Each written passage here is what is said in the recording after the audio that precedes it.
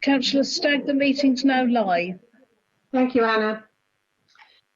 Good afternoon and welcome to the Traffic and Transportation Portfolio Decision meeting, which is being held virtually. I'm Councillor Lynn Stagg, the Cabinet Member for Traffic and Transportation, and I'm chairing the meeting today. We are meeting virtually in response to the limitations placed on government by the COVID-19 pandemic. Until recently, the law stated that all members had to be present in the room to make formal decisions at meetings. However, the law was amended in response to the COVID-19 emergency, and councils are able to hold public meetings virtually. This will be in accordance with the local authorities' coronavirus flexibility of local authority meetings, Regulations 2020 number 392. Members of the public are invited to view this meeting, and there has been the opportunity for written representations to be submitted. This is a new experience for many participants, and we will all need to exercise patience and understanding while we familiarise ourselves with the new arrangements. Those present are requested to keep their microphones on mute and to only turn them on when they are called to speak. Members are requested to keep their cameras turned on at all times. Officers are requested to turn their cameras on only when they are presenting their reports or answering questions. If anyone would like to speak, please write their name and RTS, standing for request to speak, in the chat function. Please access it from the horizontal menu bar, right click to bring it up, not the icon on the left hand side. Each time you speak, please say who you are so it is clear who is speaking. If there are technical difficulties, we will endeavour to resolve these and where necessary have a brief adjournment, but the meeting can proceed where quorate. I will now explain the running order for this meeting. After apologies, after apologies for absence, members will declare their interest. Then I will receive the reports. Introductions. I would now like to invite those present to introduce themselves. I will read your names out, starting with members. Can you please reply by stating your name and saying present? I will pause for a few seconds between calling each person.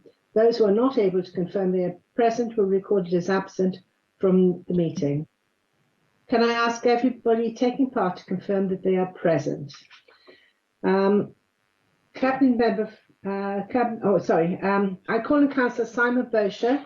Please turn on your microphone and introduce yourself. Councillor Simon Bosher, Conservative spokesman for Traffic and Transportation, present. Thank you, Councillor Bosher. I call on Councillor Graham Heaney. Please turn on your microphone and introduce yourself. I'm Councillor Graham Heaney, and I'm the Labour Group spokesman on Traffic and Transportation. Thank you, Councillor Heaney. I will now just check if there's anyone else who is not being asked for and seeing who's present. I think that's the only ones we expected, the only members we expect. There's nobody else. Right. Can I now call on Anna Martin, Democratic Services, to let me know if there are any apologies for absence?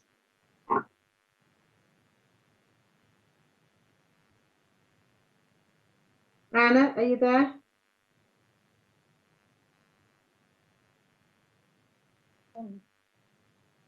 I muted it, they couldn't.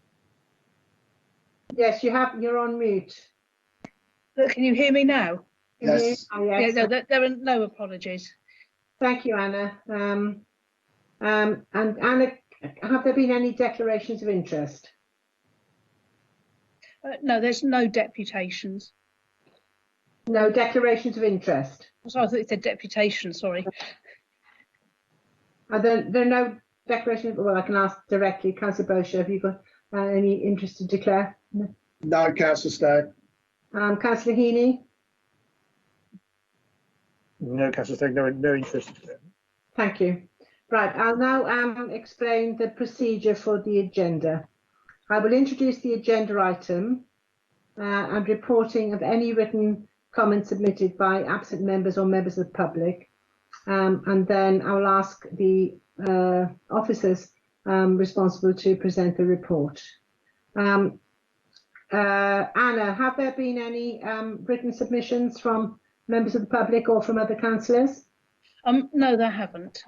Thank you, Anna. Right, we'll go on to the first report then, which is, I believe, e-scooters, and I think, is it Felicity, you're presenting this, aren't you? Could you introduce yourself, please? Of course. Felicity Tibbury, Transport Planning Manager. And would you like to go ahead and present Thank the you. report? Yes, thank you. So the purpose of this report is to provide information on the Solent Transport rental e-scooter trial proposed to government and to seek approval to continue the development of the Portsmouth part of the trial.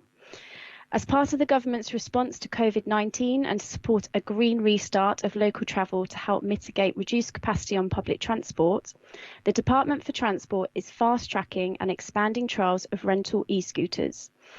The Department for Transport considers that e-scooters offer the potential for fast, clean and inexpensive travel, which can help to ease the burden on transport networks and allow for social distancing. On the 4th of July 2020, new legislation came into force enabling the DfT to approve a number of trial e-scooter rental schemes. Please note that private e-scooters are still not legal for the use on public land. On the 31st of July 2020, Solent Transport submitted a proposal to the DfT asking for permission to operate an e-scooter trial in the Solent area, with 4 sub-projects in Portsmouth, Winchester, Southampton and on the Isle of Wight. The DfT have indicated that they're largely content with the proposal, but require further details on which operator is to be appointed before a final agreement. A procurement process is being led by Portsmouth City Council, which will conclude in October 2020, and Solent Transport will resubmit this information back to the DfT. It's therefore recommended that the Cabinet Member for Traffic and Transportation firstly approves the development of a rental e-scooter trial in Portsmouth, and secondly notes the contents of this paper and that a further report will be brought back in advance of the launch of a Portsmouth rental e-scooter trial for approval. Thank you. Thank you, Felicity. Councillor Bosher, have you any questions or any comments? Thank you, Councillor Stagg. I have a couple of questions. In the Director of Finance's comments, the opening paragraph states the cost to date associated with developing the e-scooter rental scheme have been met from the existing cash limit resources. What is the cost to date so far on what we've done? Sorry, so effectively... Wayne, can you introduce yourself in case there are any members of the public watching?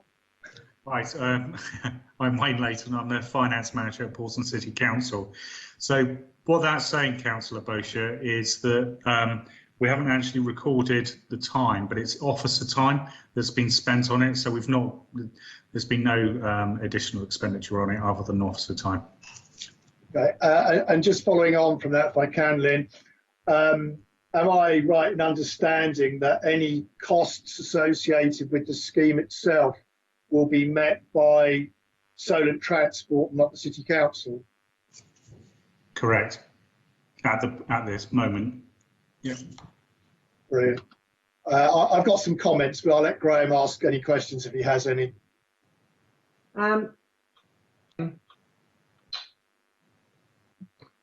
Yeah, I have some questions. I have specific questions about the report and some more general questions that I'd like to ask about e-scooter trials. On the report, on paragraph 6.4, it says some suppliers of rental bikes offer the ability to geo-fence e-scooters to registered routes. No decision has been made at this stage as to whether Portsmouth will utilise this technology. Then on paragraph 9.4, it says information will be provided on which designated routes the e-scooters can utilise, along with the main restrictions and limitations of each route. So I'm not clear whether we have made a decision to restrict the routes by some electronic means or whether we haven't. Can you clarify what we are proposing to suggest to the operator? Of course, Hayley, can I refer to you, please, as the technical lead on this, please? Yeah, sure. Can you introduce yourself, Hayley? Yeah, no problem. I'm Hayley Chivers. I'm Strategic Transport Lead at the Council. So on the geofencing, we haven't made a decision yet as to whether we will or won't restrict usage on any particular routes. That decision is still to be made. We are aware that some suppliers have this technology, so once a supplier is appointed, we'll work with them, see what technology they have, and work with them to decide the routes, looking at with other stakeholders as to what restrictions might be required. So, but no decision is in place yet. So what is 9.4 referring to in terms of saying information about which designated routes the scooters can utilize along with their own restrictions and limitations of each route? So presumably the rental e-scooters will not be allowed to use all of the road routes, cycleways in the city. Is that correct? Yes, so 9.4 is talking about communications and marketing. So it's talking about what information will be provided to e-scooter users as to where they can use it. They won't be able to use them on ordinary pavements, for example. So it will tell them which routes they're permitted on, and if there's any restrictions. So we could make different restrictions such as speed limits and things on those particular routes. Okay. We agreed as part of the COVID-19 measures, the emergency travel measures, that we would open up the Guildhall Square to allow cyclists to use that. I think I'm correct in that, if I remember it correctly. Currently there are signs, but so presumably will e-scooter users be able to use the Guildhall Square as a route, or is that yet to be decided? Again, that detail's yet to be decided, but it could be an option. I think one mention about Graham is this is not just for Portsmouth, because it's in the 4 sites. So there's the Isle of Wight, Southampton, Winchester, and Portsmouth. So it'll be a common. I think. Am I right in saying that, Hayley? Common restrictions or common regulations for all 4 of them. Yes, so we're looking at the traffic regulation order restrictions that are required, and effectively we'll be looking to allow e-scooters wherever bicycles can go, so bus lanes, cycle tracks, but we would have the opportunity to make any local restrictions on those and exclude any specific ones if we felt the need. I mean, the reason I'm asking these questions is because you will probably be aware that a few days ago there was a news report saying that the Coventry e-scooter scheme had been suspended because of significant misuse, apparently, by e-scooter riders.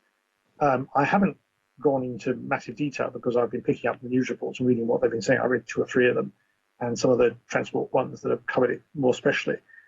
But there is a concern that e-scooter users might decide, not to abide by these routes. We can set rules, but if they just ignore them, we don't seem to have any mechanism for dealing with it. And there is a real concern about that, I think, going around. And I'm not sure we've yet tied that down. I mean, maybe there's more detail to be added in terms of how we do that, but I'm sceptical at the moment that we have enough control. And I wonder if you want to comment on the Coventry scheme. Has it got less controls than we're proposing, or it seems to be a more wide scheme? They're going from the University of Warwick to the city centre, Birmingham. They may have not got controls. They may have not designated routes. I don't know. But has anyone got any views about what the impact of that could be if they've suspended it there? Will we have to consider more stringent measures? Could I just interject, Lynn? Yeah. I'm not trying to be unhelpful to Graham. As I understand what we're doing here, we're approving, or say we, Lynn is approving that we actually go forward with a rental scheme for e-scooters, which is going to happen in the springtime or there and thereabouts. So it's effectively, this report is giving officers the authority to go out and source a company that's going to hire the scheme, and they will come back with their proposals. And as we close in on the start date, so I'm guessing February time or something like that, there will be a more detailed report as to the who, how it's going to operate, where the routes are going to be. It's going to be a more technical one. So I share Graham's concerns in what he's saying, but I'm thinking you're probably 4 months ahead of the questions, Graham, if you see where I'm coming from. Well, yeah, I sort of see what I think I understand what you're saying, but I do think these are quite important issues, and I don't want us to get to the stage where we've ready to sign up a company, we've done all the work, and then suddenly all these issues arise and we have to pull the plug. because that would look really rather stupid. We have to think about these things well in advance so that we can answer the concerns potentially that could be there. As I say, I'm not expecting to have answers to all of these questions today, but I'm just saying these issues need to be considered. And with the Coventry scheme, as I say, I don't know whether the detail of how it operates, but we ought to look at why it went wrong and whether we can put something in to make sure that our scheme, if we do go ahead with it, doesn't go wrong. That's my I would imagine that Hayley and the team will be doing exactly that to make sure that we have a scheme that's fit for purpose. Yeah. Because I mean, if I'm making the couple of comments I share your concerns, Graham. Apart from anything else, if we are going to sort of geo-fence the routes, there's nothing on the eastern side of the island for people to have that opportunity to actually use them there, if that's the case. So anybody that's sort of like a Copner, Anchorage Park, Drayton, Farlington, Milton and whatever, are not going to have the opportunity to trial these if they so wish to do so. And the other aspect of it, which probably relates into what you're referring to, is how is it going to be policed by the police? Because you've already seen a marked increase in private e-scooters. I mean, I was almost taken out by one in Drayton about an hour ago when I went to the vets, going along the pavement at a rate of knots, and narrowly missed a lady with a walker. So there's going to have to be a buy-in from the police to actually be proactive in this. And I don't mean dishing out fines, but also from an educational point of view, because our scheme is clearly designed towards those with a driving licence, therefore 17 and over, because you've got to have a driving licence to do that. And yet I would say that the vast majority of the people that I see riding e-scooters would be in that sort of 12 to 16 age bracket, and so therefore would not have a driving licence anyway. There are a lot of technical questions that would need to be satisfied, I think, to make sure we don't end up with a sort of an e-scooter Wild West going on in Portsmouth, and actually get something that is going to be fit for purpose. I think the principle is sound. I think the operation needs looking at very closely. I think it's a good idea to have a list of the prerequisites we are looking for when we go. And I mean, I don't know how many people have, how many companies have contacted Hayley, but I'm thinking it's somewhere in the region of at least 30. I know what I've had and I passed on to Hayley. So there are a lot of people to choose from out there. Am I right in thinking that, Hayley? Yeah, we've had 16 returns to the tender. One was non-compliant, so we're currently evaluating 15 tenders. If you want me to address some of the points you were talking about on the Coventry scheme, effectively we were aware of some issues. We don't know the great detail of them, but what we will do is look to learn from that, and we have time to understand that in a bit more detail and make sure that that doesn't happen here. In terms of things like the policing, we are engaging with the police and we will continue to do so from now right till we launch, to make sure that we're sharing messages and they're on board with what we're doing. So just to come back and finish off what I was just sorry. I've got one more question, which is about the report, which I'll come to in a minute. But I am, I think, a lot more sceptical about whether this is going to be a useful addition to non-petrol vehicle travelling. I will need to be convinced that this is going to make a significant impact. And the concern I really do have is that for example, on Wednesday, I was followed down 3 separate roads on the way into the city centre by 3 people on e-scooters using the road. One was in St Mary's Road, one was in Fratton Road, and the other one was on Winston Churchill Avenue. They were all 3 separate people. They were all using the road. One of them came down behind me as I was turning into Arundel Street left, drew up behind me, and then suddenly disappeared out of my mirror and dodged between 2 cars to get across the road. I mean, it's just when we were saying, for example, that we're going to have these identifiable scooters because they're going to have a separate colour. one report says that people have been, finding the paint to paint their own scooters the same colour. So and one question was whether we could have a proper identifier on the scooters that people can see, like a number or something that is easily visible. So that if somebody has a problem with a scooter rider, number 6, was zooming past me and nearly knocked me over at 11:15, they'll know who it is. But you've got to be able to identify who those are. So those are important issues, and I appreciate that this is early stages, but I think we've got to sort these things out quite early on, because I've already had a colleague share some correspondence with me that they've had as ward council about the issue of e-scooters, mainly because of the illegal use, and this is making people really upset. The problem we've got to convince people is that if we want to see e-scooters used properly, we're going to have to deal with the illegal use, because the illegal use is making people think they're a complete menace, which they are in this sense.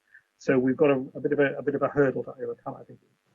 The final question I wanted to ask was related to paragraph 13.3, and it goes back to my sort of general concern about making sure we do this right. It says, although there is no obligation to consult with the general public before introducing an ETRO, I think we should. I think we would be wise to consult about it rather than assume we don't. But I'll shut up now because it's Friday afternoon at 4:25, so I'll keep quiet. Well, I agree with both of you. I have a list of concerns. I mean, I've seen some horrendous situations on Copner Road. How somebody hasn't been killed is beyond my comprehension. But I think some of the points that have already been made, the fact that they have to be 17 or over, have a license, they will have to sign a contract, and they can't, and they will be fined or banned or whatever if they break the rules, because they're not supposed to ride on pavements, etc. But I think ultimately, I mean, other countries can manage it really well. I don't know what it is about the British that a significant minority, it's not everybody, but there is a significant minority. And as you say, Simon, it's the 12, 13, 14-year-olds who are riding. Sometimes 2, and even I've seen one with 3 riding on one scooter at the same time. So hopefully this trial will lead to legislation which will govern the private use as well. But you're quite right, it has to be enforced, and there lies the problem. But it is a trial, and I think Hayley has got a long list of things that we want to see involved in the trial, the requirements that we want to see. And we'll see what the outcome of that is. Some things, for example, somebody contacted me to have bells on them because they're so quiet, you don't actually know when they're around, and lights as well, because if they're going to be going out at night or in the dark, you need some light. So I think there are lots of things that need to be on them and requirements. But I think Hayley will sort that out. But also, I think I ought to introduce as well Richard Lancaster, who's coming. He's taking over the e-scooters a bit. Richard, are you there? Would you like to show your face? And can I say welcome? Thank you very much. Yes, I'm Richard Lancaster, a project manager working with Hayley and the team on the e-scooter project and some of the other projects that are coming forward as part of the Future Mobility Zone. Thank you. Nice to meet you all. Won't be saying that in 6 months' time. So there are 2 people at least who are working on this, and will definitely be taking up all the points you've made and points that have already been made, and there'll be more details coming through later on, because the Isle of Wight is going first. We will be learning, I think, from other people's experiences. There's an advantage in going in later than other people, because we can hopefully learn from their well, not mistakes, but things that they didn't think about. So other places are highlighting them. I mean, I'm pleased to give the go-ahead to this, because I think having a trial hopefully will lead to some decent legislation where we can control the rest of the illegal. They're not illegal scooters, but they're illegal to ride in the places a lot of people are riding them. So if we can get something done right, so I'm really happy to recommend that this goes ahead, and that we become part of the trial. And I hope it works, because I think it is potentially a great answer. I mean, for people particularly, I mean, I don't know that I would ride one actually myself. I think I'm a bit too old and doddery to do that. But for people like me who's the only person in the car, to have an e-scooter, it takes that car off the road. It's really good, rather than having a car with just one person in it. So and that will help our air quality and our congestion problems. So so I'm really happy to recommend that we go ahead with this. So thank you for that, Felicity. And now we come on to tendered bus services, which I think is you again, Felicity. Yes, it is. Thank you very much. So this report outlines the reasons for extending the existing tendered bus service contracts of the services 12, 13, 14 and 22 services until the 31st of March 2021.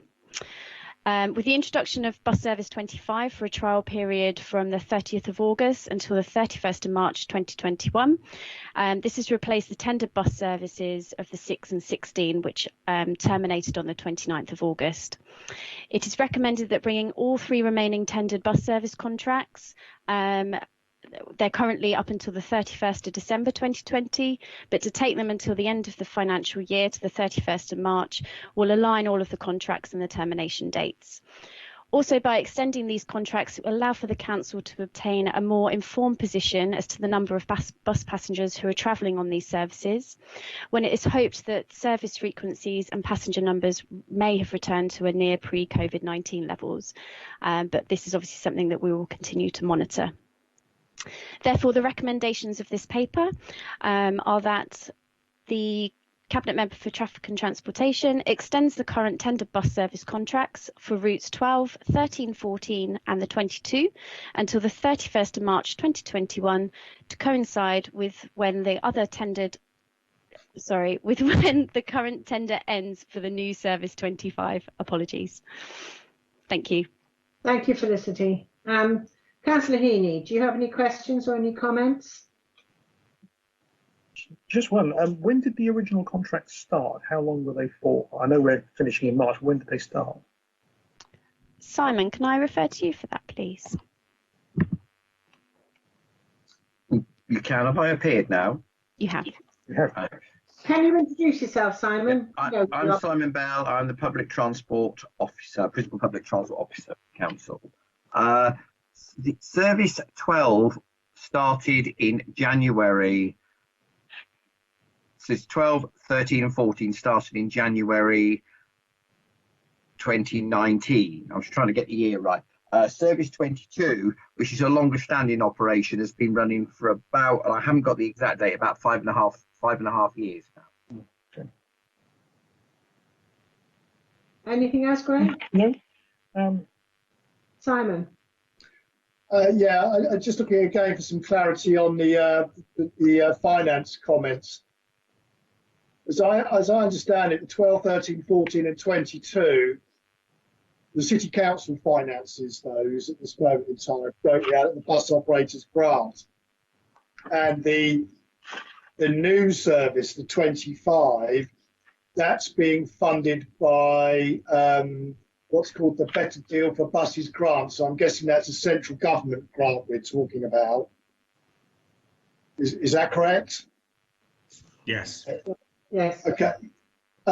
Looking at the table in 4.4, am I right in saying then that come the end of, was it March next year, that the total cost of all of that in the first column, the full year cost, will have to be met by the City Council, or are there still going to be external grants available to cover some of it?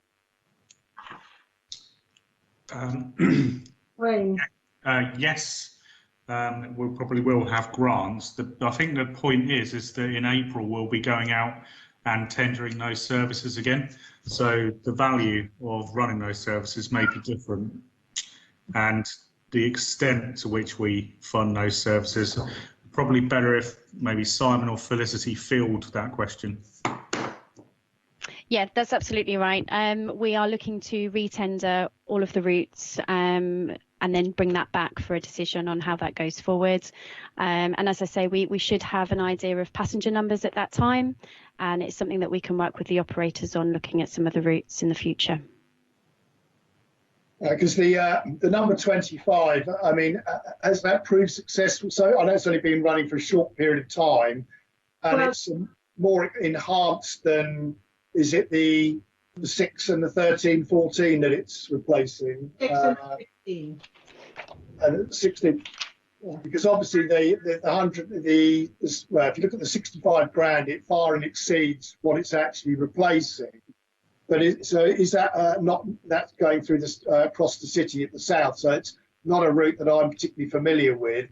Is it a significantly enhanced route then to allow for this extra cost? It's actually joining up two routes, because the middle section, which goes from the Strand, I think, through up Waverley Road and then into Devonshire Avenue down to the Hayling Ferry, that hadn't had a bus service for several years, that central section. I had some figures from Mark Reddy, the Managing Director of First yesterday. The first 2 weeks of the 25, there were 950 passengers on the first week and 942 on the second week, which is encouraging, but it's still not enough. Nearly half of those were concessionary fares. So it's not paying for itself yet. So we've just got to try and encourage more people to use the buses.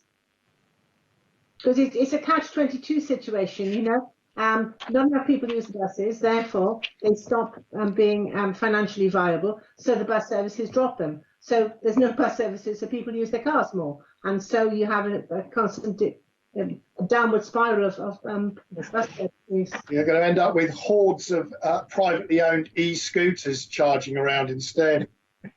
With lots of old grannies on them, like me. Don't be stereotypical, Lynn.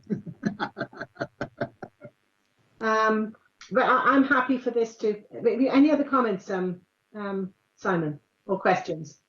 No, I mean, I was just trying to get my head around the cost. I mean, it would be useful because obviously there are usage figures that are published, and there's a mix of first and stagecoach there. So I think are they all first bus? They're all first bus, aren't they? Yes. It would be useful if we could periodically have details of the usage figures. It doesn't have to be done in this forum, but yeah, we have the COVID briefing, just so we can see what the bus usage is and how where it's actually being used. Certainly where I am, we've got the number 22, which I suspect is very well used around Highbury, Cossam and Wimmering, but when you get to Drayton and it goes down through Farlington to Sainsbury's, anecdotally, it's usually only one person on the bus and he's usually driving it, or she. So it would be useful to get some of those figures fed back on a regular basis, just so that we're in the knowledge, but that's a separate thing for another time, I think, Felicity. I'm more than happy to arrange that. That's no problem. Yes, yeah. Of course, what would be really useful in the future, and I think that's a route we need to go down, is demand responsive transport, where you don't have the fixed routes, but it's serving the places that are not served by buses, by other bus routes. So people are forced to drive their cars, and if they haven't got a car, they're completely stuck. That's true of the 22, because you've got, particularly where you've got an elderly population, there's no other way from getting, say, into Cosham. The 13 and 14 are the same, because parts of Milton, you're down the far eastern end, have no other access.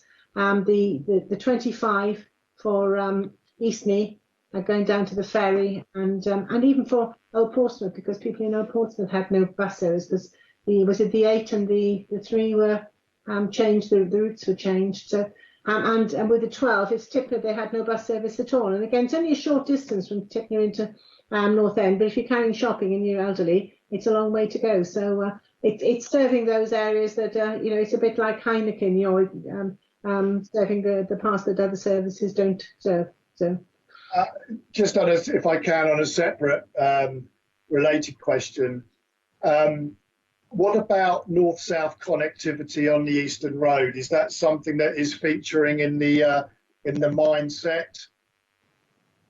Not so far. Because quite clearly the Eastern Road is an issue. We're looking at a cycle lane there in whatever. But if you actually look at Drayton, Farlington, going down to Eastney, the seafront, and even down into the likes of Highland Road, Albert Road, there is no north-south connectivity that takes that in any ease. You literally, it's a number 23 that goes all the way down through North End, and if you want to go down into the Albert Road area, you're probably sitting on a bus for the best part of an hour. There is nothing that actually connects that end of it. And you've also got to look at it from a point of view of the commercial impact on places like Albert Road, and the fact that there is no easy means for anybody in the north of the city to actually get to those sorts of destinations other than by taxi or private car. And of course, there are a lot of traffic down Eastern Road as well, which would be great to get a lot of that traffic off the roads, the cars in particular, if you had a good bus service to carry them. I mean, it's all very well. Yes, we want to get a lot of cars off the road, not all of them, but a lot of cars off the road. But you have to have an alternative form of transport to replace it. But people then have to use that alternative form of transport. There's a lot of people say, you know, there were, for example, when the 15 was taken off, there was a petition to bring it back, and I think it was 250 people or more than that. That was the last I heard had signed it, and yet during the time, the last week or so that it was on, only 50 people used it. So what were the other 200 doing? Just putting their names to a petition and asking for things, but no intention of using it. So you know, you've just got to weigh up the reality against the wishful thinking. Anyway, if there are no more questions. Councillor Stagg, can I just offer something on Service 2 to Albert Road? In fact, the 2 does go to Albert Road. It comes all the way down from Copner Road, so it does serve part of the north of the city. Councillor Bosher, it doesn't come from down the Eastern Road. The 2, and then the 2 comes down every 8 minutes. It comes down from Paulsgrove, and it comes down through all the way along Copner Road and then along Albert Road. So it does form some link, but not a link along Eastern Road. It doesn't. Yeah, but I mean, at the end of the day, I'm being a bit selfish in the fact that I represent Drayton and Farlington effectively, and if you want to get anywhere from Drayton and Farlington, you're either going to take the 23, which takes you all the way down into the city centre, round to the Hard and down to South Parade, and you could be sat on a bus for an hour and 20 minutes to do that, or the 21 that sort of goes down and then into Anchorage Park, Copner Road, and gets halfway down before it cuts into the city centre. All roads seem to lead to the city centre when you're up in the north of Portsmouth. And as I'm saying, there are alternative destinations that people do like to use. We've seen the pressure on the Seafront Road and whatever, and a large chunk of Cosham, Drayton and Farlington, if they're going to Seafront, will use the Eastern Road. That would be what I would do. You go down the Eastern Road and you end up trying to find somewhere to park if that's what you're looking to achieve. There is no viable alternative when it comes to those sorts of destinations. That's sort of the point I'm making, but we're sort of going off message at the moment. No, but I think it's a valid point, and it's something I think we could try discussing with the bus companies. But of course, it's all down to economic viability, isn't it? Because if not enough people use it, come back to the chicken and egg situation, you know, not enough people use it, so the bus services get taken off, or they don't get put on in the first place because there's no evidence of demand.